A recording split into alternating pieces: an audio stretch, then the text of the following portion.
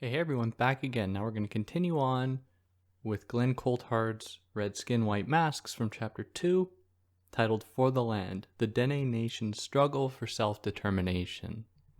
Now, if you're just jumping into this, make sure to go check out Part 1, because then you'd probably be confused if you haven't listened to that. So Coulthard himself is of the Dene Nation, so this was relevant for him for that reason, including others. Now, I think it's important to provide a little backdrop here as to the Dene Nation, the Dene people, their languages. So this is just coming from their website, which I'll include a link for anyone who's interested. But it's a term that refers to the Denede, meaning the land of the people, also known as the Athapascan people. And they speak many languages, of course, or one language with many, many different dialects. They're regionally found, or their nation is approximately situated in the Northwest Territories in Canada. So for anyone listening who's not familiar with Canada, it is comprised of provinces and territories. The provinces are, I guess, on the bottom range of Canadian geography if you looked at a map of Canada. And then on the top include the territories, which include the Yukon, Nunavut, and the Northwest Territories. So this chapter is a way for him to think through Dene efforts to oppose Canadian policy with regards to Indigenous people and some of the limitations of it. So in response to some Indigenous efforts to highlight the specific injustices inflicted against them, some scholars like Widdowson and Howard, it's not totally relevant of who they are because it would take me forever to explain every single person who comes up. But figures like this have suggested that they are distracted by culture. These Indigenous efforts, these Indigenous people, activists are distracted by culture and fail to see the root of oppression being capitalism. Capitalism being the cause of all oppression. And so therefore, if capitalism is undone, then everything else will just fall into place. And if you've listened to the first episode, which I imagine if you're listening to this you have, then you know that, at least in my opinion, and certainly Coulthard's opinion, that's only part of the story. There are many other things to consider when accounting for oppression and the ongoing systemic oppression of Indigenous nations all across Canada and other colonial nations. Now, this chapter is a way for Coulthard to think through the Dene Nation's efforts to fight for, to vie for sovereignty without just reducing their struggles to economic conditions or to economic oppression. So in the late 20th century, efforts mounted by Dene people for self-determination have subsided and given way to coordination with colonial forces for some faint form of recognition. So not all efforts have been, in Coulthard's estimation, very well directed towards actual autonomy, actual sovereignty. Instead, there has been some capitulation to colonial forces to receive some kind of compensation instead of really attaining political, economic, cultural sovereignty. So the Dene Nation itself is not just a homogeneous mass. It's not, there are many dialects, as I've suggested, even among the language. The territory is divided up into 5 regions, where there's the Gwich'in, the Satu, the Deco, the Tliko, the Ataiko, Dene people. And I hope that my pronunciation was okay. I always try to review this stuff, but it's sometimes I can't necessarily do the proper inflection of my voice or accent the right parts.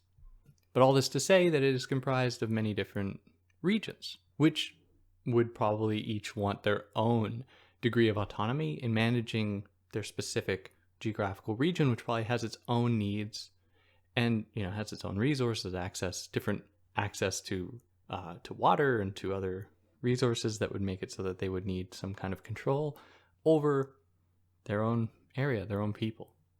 But as I read something like this, it's just so apparent how far off the mark Canada is, in this context, the Canadian federal government is, in actually doing something right with regards to Indigenous people, because all of their rhetoric is just so myopic.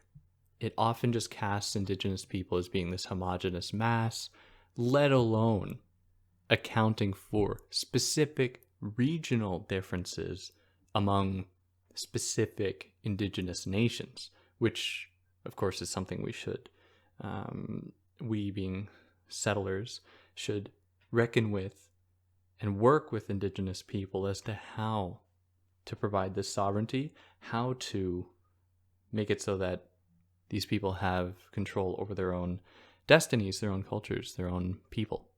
So as I mentioned earlier, the Dene people are found in the Northwest Territories in Canada, which is somewhat approximately close to Alaska. If anyone's listening from the United States and you were curious, it's not right next to Alaska, but it's not totally far, in that there's the Yukon, which is a fairly large province in between them, but still, just geographically to give you an idea.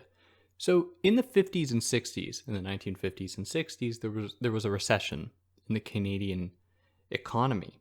And this affected trapping, hunting practices of the Dene people, including other Indigenous communities as well, and other Indigenous nations. So this forced many Dene people to enter into wage labor. So they didn't necessarily have the means or the ability to just hunt, fish, trap in ways that they had done previously, because of a recession that made it so that they couldn't just sell their goods on the market that they procured themselves, that they hunted and trapped themselves. So they were forced to enter into the wage economy in order to make ends meet. Now, this is very much indicative of the way that Coulthard characterizes primitive accumulation in the previous chapter, in the previous episode I did, where one of capitalism's primary functions in its early stages is to remove the ability of people to care for themselves, which is to take away their capacity to hunt for themselves, to grow food for themselves, and to offer the alternative of buying things as a way to procure, as a way to acquire goods that they will need. And so there's a transference of knowledge from individual people, from communities, onto enterprises that are able to do these things themselves. Now, in the case of the Dene people and other Indigenous communities all across the world, it's not entirely so that people just lost the knowledge of how to do these things. I mean, these knowledges are still very much present today. But the capitalist economy is clever in that it doesn't necessarily necessitate that people lose their knowledge of these things, but it makes it so that these things, these ways of hunting and trapping and other ways of rejuvenating a community to keep a community alive, make it so that these things become less and less productive at actually accomplishing the task, and making it so that these acts are less and less valuable on the market, which grows more and more prevalent in people's lives. So people might still know how to hunt, might still know how to trap in their traditional ways, but it's not enough to necessarily keep themselves afloat when they are surrounded by a capitalist economy that is forcing them to essentially reducing the value of these practices, forcing people to then adopt wage labor to make ends meet. So with the entrance of many Dene people into wage labor, the Canadian federal government responded by establishing permanent Dene communities to facilitate their entrance into wage labor jobs and to the Canadian educational system. Now, just right off the bat, there's an issue with this because these communities are going to be set up in the eye of the federal government. That is, they aren't going to be established in accordance with traditional Dene community organizational practices. They will instead be established, largely controlled, mandated by the federal government, so that the people there are going to be put under the laws of the federal government. They're going to be required to, as just mentioned, attend the education that is mandatory by the federal government, which is clearly going to be alien to people who, this is just a totally different way of living in the world that the Canadian government takes for granted, just assumes is superior, just assumes is better or equal, so that they don't really meditate, they don't think about the possible negative consequences. And so we just saw it play out, and it, the negative consequences were inflicted against these Indigenous people and communities, of course. Now, in addition, with the establishment of these communities, it meant that there was a growing number of non-Indigenous people occupying these spaces, non-Dene people, mostly settlers, occupying these spaces because they were going to occupy government buildings, they were going to be teachers, they were going to work other kinds of jobs in these communities. And so there was just a sudden mixture of all these different communities. But in a setting like that, where there is an unequal balance of power,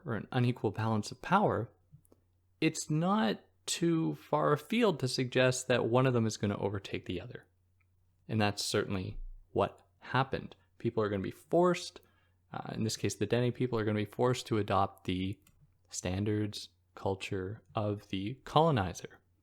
And another consequence was that with the growing number of people, that was very sudden, instead of being more organic, where if it were just an Indigenous community living there, then their community would grow in accordance with the resources made available to them. But with European forms of transport and communication that were very quick, suddenly a lot of people were starting to occupy these areas more than the resources of these areas would necessarily allow. Now, this necessitated that more non-renewable resources and non-renewable energy sources had to be exploited to accommodate all of these new people in these areas. And this just completely destroys the ecosystem, any harmony in nature in these settings. Total lack of respect for the land, lack of respect for the resources, lack of respect for the animals in these areas.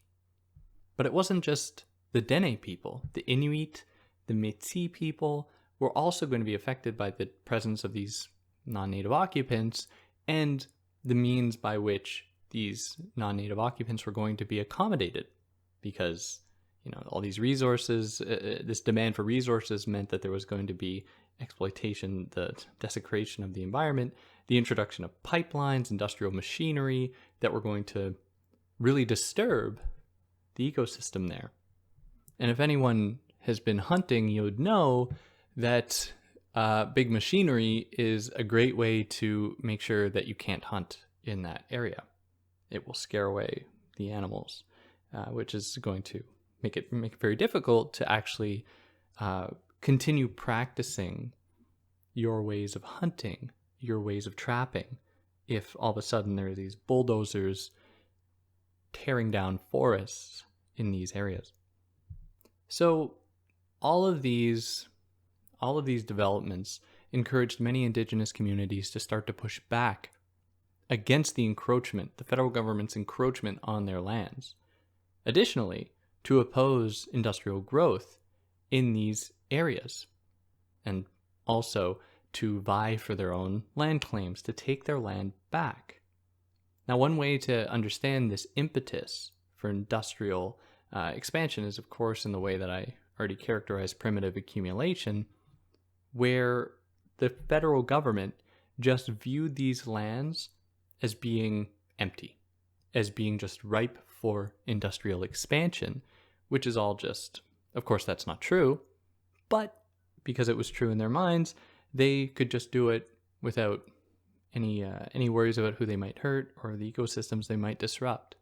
Now, in opposition to Marx's formulation about the process of anti-capitalist struggle, where for Marx, to put it really simply, if you want more, I've done a number of episodes on Marx if you're curious and want more on that. But to put it really simply, workers will, through the process of gradual exploitation under the capitalist economy, as well as all of the other contradictions within capitalism, like the extraction of resources, non-renewable resources in a finite planet, just can't keep going. The declining rate of profit, all of these things are eventually going to lead to the proletarian, which is the working class, coming to terms with the fact that this can't go on. They're being exploited, and they will take over the means of production in order to create a more equitable world in the form of communism. And please don't be rough with me. I know that is a very simple way of putting it. However, Coulthard has a problem with that because that would not be the path of anti-capitalist struggle that the Dene people, or perhaps other indigenous communities, would pursue. It wouldn't go that way, because the end goal is not just an equitable world among workers for in terms of the economy. Instead, for the Dene people, as Coulthard characterizes them, resistance would mean reclaiming the land, which there might be some friction here with the Marxist understanding about private property. And it's not private property because, private property is a very specific thing. But in this case, there is a reclaiming of the land as a site for the possible ethical treatment of other humans, animals, and nature. And so Coulthard calls this qualification, this other understanding of anti-capitalist struggle, one that complies with the Dene Nation's people's hopes for the future. He calls this grounded normativity. And this means, I think that a fair way to understand this is to really just think of ground as in, the ground. Grounded normativity, referring to the ways in which there is a direct attachment between these people and the land in a way that Westerners, European people who colonize these nations, don't necessarily have. They don't have the same relationship to the land. Now, for Marx, likely Marx would have seen this explanation or seen or heard these people's claims and said, oh, that is because you're still stuck in the past. You have these strange attachments to the land, and it is the job of the capitalist economy to liberate you from these beliefs so that you can see that the real thing that matters is the economy, is economic exploitation. But that's just not how the Dene people or other indigenous communities for that matter, might see it. Instead, the land plays a crucial role in modes of being, thought, and ethics, whereas for Westerners, land is just a means to an end, right? You just exploit the land for resources, for capital, that you can then use to buy stuff that will allow you to be fulfilled, to attain a level of enlightenment. So indigenous people, Coulthard says, are place-based, whereas Westerners are time-based. And what he means by that is that for Westerners, the goal is to move through history in this kind of imaginary form of progression, of progress, to move toward some impossible end goal, but to move nevertheless, where movement itself is the name of the game. Or as Hegel formulates it in the Phenomenology of Spirit, it seems like throughout the entirety of the book, the main point is the movement. There is no clear endpoint per se. Everything is wrapped up in endless movement, which is why in the course of the book, Hegel is jumping from these somewhat obscure examples throughout its entirety and always being dissatisfied with the possibility of these situations like the Lord Bondsman dynamic. He looks at plants, he looks at people's engagement with objects in the world. He thinks about religion, and he's always dissatisfied. And it's only really apparent, I guess, around midway through, where if you're the reader, you're like, okay, maybe it's all of these interactions are themselves part of spirit. They all work together, even if none of them can itself be truly seen as a microcosm of spirit or absolute spirit. Now, in contrast, indigenous peoples are place-based. There isn't necessarily this emphasis on time or looking to the future and endless progression. development in the Western sense. Rather, there is fulfillment attained by a reciprocal relationship with the land, with nature, with animals, with other humans, that is different from the Western view of the world. So, in 1975, the Dene and Métis Council voted to have their identity consecrated within Canada, in accordance with their political and land-based interests. But in affirming their culture, they affirmed a distinct mode of life, or in affirming their culture, they affirmed a distinct mode of life, encompassing the economic, political, spiritual, and social values of their nations. Now, even though they voted on this, which would seem like enough, the Canadian government was severely dissatisfied, and they didn't accept this. They would only permit any land claims if these Indigenous peoples would renounce political self-determination. So the Canadian government was like, yeah, you can have these lands, but you aren't going to be able to govern yourselves politically. You aren't going to be a sovereign nation. You must still exist under the auspices, under the umbrella of the Canadian political, judicial, and economic systems. So the Canadian government gave some concessions. They gave some stuff, but not nearly enough. It was just giving enough to make it seem like they cared, while not fully respecting Indigenous autonomy. So beyond the government, however, the media played a pretty integral role in drumming up hatred of Indigenous communities among other settlers. So media outlets would jump on this to decry Dene efforts as radical left-wing socialism just proffered up by academics, suggesting things that it's not actually the Dene people's wishes to have this happen. They don't actually want this. This is just a few elite within the community who are trying to push for this radical left socialist agenda. And it would ultimately just create this Dene nation or Métis nation ethno-state that some white academics wanted just to destroy Canada from the inside out. Now, in response to these claims, which were clearly, they were salacious pretty much, there's nothing true about it, or libel. Which one is written? Libel's written, right? Slander is whatever. This kind of vitriol was just used to discredit the Dene Nation's claims. And so the Dene would respond by saying that it's not like they just wanted to establish one single Dene Nation. Instead, they were proposing that there would be the recognition of Dene autonomy, of Métis autonomy, of other Indigenous communities' autonomies, and then non-native autonomy in those places too. The point was to suggest that they had different interests, and it would be in all of their interests if they were able to actually exercise their interests in accordance with their own values in their own way. Now, in response to these requests, the federal government, of course, was not going to allow this. Instead, they would just allow some more resources in order for the Dene people to protect their language and heritage. Again, being purely a matter of culture, not extending this to political and economic sovereignty.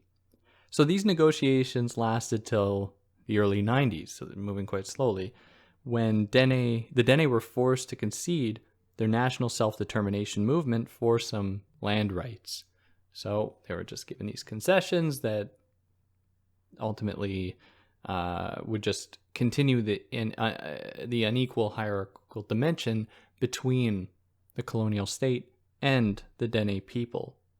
So Coulthard suggests that one way the government and industry were able to gain support was their co-option of the rhetoric of sustainability, which is pretty interesting, where the Dene people viewed it as a way to foster a reciprocal relationship between humans and Earth, that is their own traditional ways of hunting, of trapping, of fishing. But industry and the Canadian government adopted the rhetoric of sustaining or sustainability in reference to industry's capacity in these areas, industry's capacities to sustain the accumulation of capital. So they were able to co-opt this term, co-opt the rhetoric of sustainability for the interest of the accumulation of capital. which is like, makes no sense, of course, but it's a clever PR stunt because it takes away a very important term when considering indigenous traditional hunting practices like sustainability, which is very important because then otherwise people are not going to be able to provide for themselves. So one of these things might include like not overhunting, right? Because you don't want to completely disappear the population of elk in a certain area or any other animal. The same with other resources like berries or fruit that might be accessible. Now, additionally, because the Canadian state and the capitalist ideological apparatus that exists within it and that largely guides Canadian policy, the Dene people were forced to adopt some of that rhetoric in order to be recognized by the state. So they had to adopt the rhetoric of property, not necessarily associating the land with their tradition, with their culture, which is a much more complicated and different way of understanding it than just as private property. So they had to essentially fight for private property in order to be recognized by the state as making a legitimate claim to their land, which just reveals the extent to which that the capitalist mindset has set itself in, has dug deep into Canadian federal policy. And that puts us here into Chapter 3, titled Essentialism and the Gendered Politics of Aboriginal Self-Government, which I think is my favorite chapter. So let's get into it. So some critics of the politics of recognition who fear essentialism or essentialist efforts to reconcile a subaltern group identity and advocate for more liberal, democratic, anti-essentialist approach. So let me put that in other words. When indigenous communities fight for their own autonomy, some people construe this as essentialism, where they say, oh, these people think that they are like a separate species to the rest of the people. They think themselves as being different. And because of this, these people are oppressive, because what they're doing is freezing their culture according to some harmful understanding of identity as being like a biological one. So these people oppose essentialist claims, which aren't really essentialist, but they brand it as such, by saying that the goal should not be to establish these insular separated communities that are organized according to like biology, but instead the people should be open to liberal democratic values and be opposed to essentialism in favor of perhaps a more like social constructivist approach to understand that culture is always fluid and changing, but what remains the same across all cultures should be respect of democracy, should be respect of liberal values of equality, equality across genders, across races, and so on. Not to suggest that the goal should be to separate people, like with the Dene people establishing their own nation. Now, Coulthard sees some value in opposing any effort to try to essentialize a group, to say that they just have these strict characteristics, everybody's the same there, according to their biology, their race, and so that's it. So Coulthard doesn't love that. However, he is also suspicious of these efforts to counteract such narratives with a social constructivist approach, or one that tries to suggest that people should be fighting for liberal values, democracy, equality, instead of these things, instead of any possible essentialist claims. Because these other efforts, democratic, liberal ones, fight for equality, are suspiciously attached to the colonial system, one that maintains inequality despite claiming to fight for equality and democracy. So one figure that Coulthard really takes aim at is Ben Habib. So Ben Habib advocates for democracy, equality, against such essentialist construed as essentialist narratives. And they frame the colonial state as a neutral mediator of these relations in order to maintain. They frame the colonial state as being, or Ben Habib frames the colonial state as just being a neutral arbiter for democracy and equality, and is therefore not really worthy of criticism. So for Ben Habib, culture is a hindrance to equality and freedom, especially when essentialist differences are invoked. So not only just cultural differences, but to suggest that there are like these biological differences that have to be accommodated.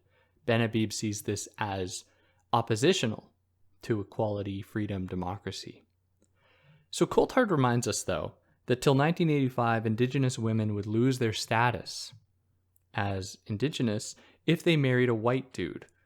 White dude, very formal. If they married a white man. By contrast, if a white woman married an Indigenous man, she would gain status. She would become Indigenous, whatever that community was. And the state imposed this. This was state-mandated rules, and it's just incredibly patriarchal because it just suggests that men are the determining factor in how women are going to have their status. According to men are going to determine what the status of Indigenous women are, if they have Indigenous status or if they do not. Because if a Indigenous woman marries a white man, she loses her status. If a white woman marries an Indigenous man, she gains status. In other words, an Indigenous man does not lose status for marrying a white woman, and vice versa. A white man does not gain status for marrying an Indigenous woman. So here we're starting to see that maybe the Canadian state is not such a neutral arbiter for equality, a paragon of democratic and equal rights. Instead, it has its own messed up values that it imposes on people in order to control them, in order to maintain rigid distinctions between men and women, to maintain male superiority in this context. So in the 60s and 70s, Indigenous women began to really pose, to mount resistance to these policies. And there were some relevant court cases that came out as a result. And I'll go through 3 of them here. So for example, there was a case, Lavelle v. Canada, Lavelle against Canada, where an Ontario judge ruled that in losing Indigenous status, Lavelle gained Canadian status. So therefore she isn't oppressed, because this judge believed Canadian status to be as good or superior than Indigenous status, which is just so messed up. I mean, like, so messed up. Just, I know that this is not necessarily the best way to frame this, because it's wrong for us to need to be put in a similar situation to start to understand how bad something was. But just imagine if it was you, and a country rolled into Canada, took it over, and was doing the exact same thing. Was just completely desecrating your culture, your identity, your language, forcing you to adopt another one, and saying, oh, well, this one's better, so get over it, essentially. Which is just, it's sad that I even need to frame it like that, but I think that it gets the point across. Now, in another case, there was Bedard, I think it's pronounced Bedard, v. Canada, where she was challenging, it might not have been v. Canada actually, but there was Bedard who was challenging her community's, her band's effort to evict her because she married a white man. So she lost her status. And her community, her band, was like, you're no longer part of this community, like, get out of here. So they evicted her. And she was trying to fight against this. And she lost as well, because according to Canadian law, she did in fact lose her status. Now, interestingly, many Indigenous communities and organizations run by men criticized these women, criticized Bedard and Lavelle for adopting feminist views that were against their Indigenous values. So Coulthard is revealing here the extent to which Indigenous communities are not immune from sexism, from patriarchal values. And he's very clear that this is a problem. This is not something to be forgiven. However, and we'll come into this in a little bit, he nuances this to say that it's not just the same thing. Sexism is not the same thing in these communities as in other contexts, and he'll explain why in a pretty persuasive way. So in another case, there was Lovelace v. Canada, where she was denied housing in her community because she lost her status after marrying a white man. And she had to appeal to the UN law that stated people have a right to exist in their community to win. She ultimately won the case and shine a light on Canada's messed up policies with regards to Indigenous people, Indigenous women mostly losing their status. Now, to address these instances of sexism, Canadian officials amended, this is in the early 80s, amended the Constitution Act to acknowledge equality between men and women with regards to land and treaty rights. So as to say that this was the precursor to, in 1985, eventually women would no longer lose their status if they married a white man, so that they wouldn't lose their property, they wouldn't lose the claim to their own status, their own community, their own traditions as an Indigenous person, whichever nation they belong to. And there was resistance to this by Indigenous groups like Assembly of First Nations for the same reasons, because they didn't want, in their minds, they didn't want these feminist values that they viewed to be Western values imposed onto them. They thought that it was totally legitimate that a woman should lose their status if she married a white man. Interestingly, though, Coulthard points out that no women's organizations were invited to deliberate, to discuss these matters. It was always men. And so he reveals that when the Canadian government deals with Indigenous communities, for the longest time, and still, I imagine this is still very much the case, they are going to engage with men because of their own sexist views. And this has been a trend. This has always been a trend in colonialism where men have been the ones that engage in discussions with colonizers. And of course, they are going to reflect their own values in colonial movements that they might have any power over, leaving women by the wayside, just leaving women out of such discussions. However, the trend of excluding women continued into the 90s, with the Charlottetown Accord following the failed Meech Lake Accord that sought to amend the Constitution. And to give a little background on this, a little Canadian history lesson, there was an effort to amend the Constitution in order to do a number of different things. One of them was to acknowledge Quebec's distinct status within Canada, which wasn't fully accepted by Quebecois people because it didn't go far enough in actually recognizing Quebec's distinct status. So it's just interesting that in Canada, among all the provinces, Quebec is an outlier, and it is recognized as a distinct place within Canada that is French. It's not the only French that recognizes French province. I believe New Brunswick as well. But it is the only unilingual French province. And it has its own values, its own culture that is quite different from the rest of Canada.